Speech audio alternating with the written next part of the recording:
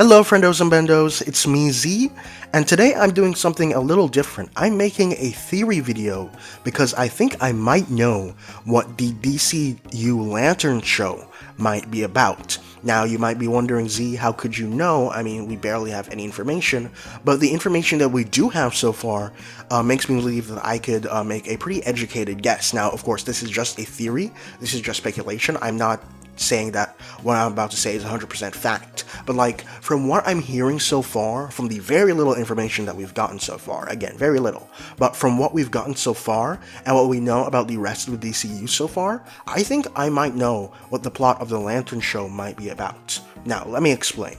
Now, first we have to talk about what we know so far about Lanterns. So, what we know so far from James Gunn's DCU Slate video is that Lanterns is going to be Earth-based, it's going to involve a terrifying mystery, and it's going to tie into the wider story of the DCU.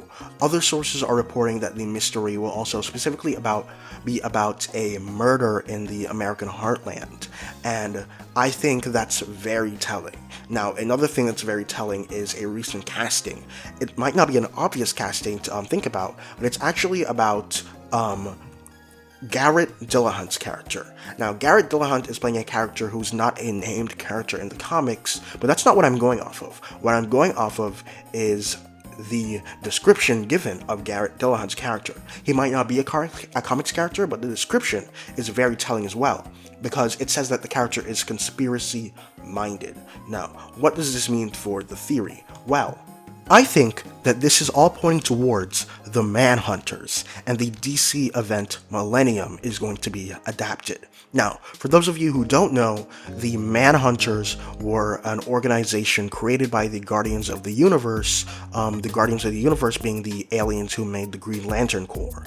They made the Manhunters before the Green Lanterns, but the failure of the Manhunters led them to decommission the Manhunters and then make the Green Lantern Corps after. The Manhunters are robot, peacekeepers, and basically, after the decommissioning of the Manhunters, they went around the universe infiltrating planets and essentially starting a secret organization on these planets made to manipulate events and eventually surface and rule the world and then the universe. And that was what Millennium was about. It was about the Manhunters finally rising up from the underground and determining that it's time to take over the universe. And the thing about the Manhunters was that they were disguising themselves as different people in the DC characters' lives.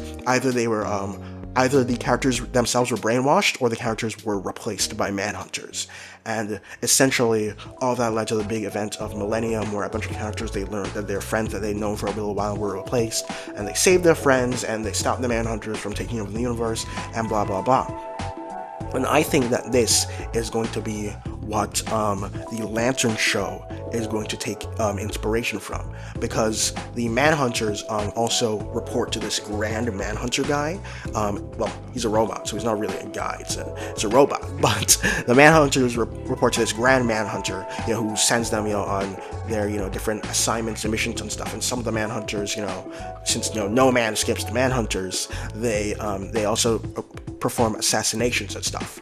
I think that one of these assassinations is going to cause the Green Lanterns to come in and be like, okay, this is like not normal. We gotta solve this. And I think that is the conspiracy that they're gonna uncover. The murder is gonna uncover more and more layers until they find out that there's a secret organization of Manhunters on Earth. And I think that's going to be the plot of the show, and what's going to set up for the wider DC universe and adaptation of the Millennium event. Now, other reasons I think it's going to be adapting Millennium, it's not just the fact that, from what we know, it's going to be an Earth-based murder mystery about uncovering a conspiracy that's going to affect the wider DCU, but also what we have so far on the vibes of the DCU. The DCU so far is very heavily based on the post-crisis era of the DC universe so far. It's pulling elements from all over, the DC continuity and the different eras of DC. I mean, Supergirl 100 Tomorrow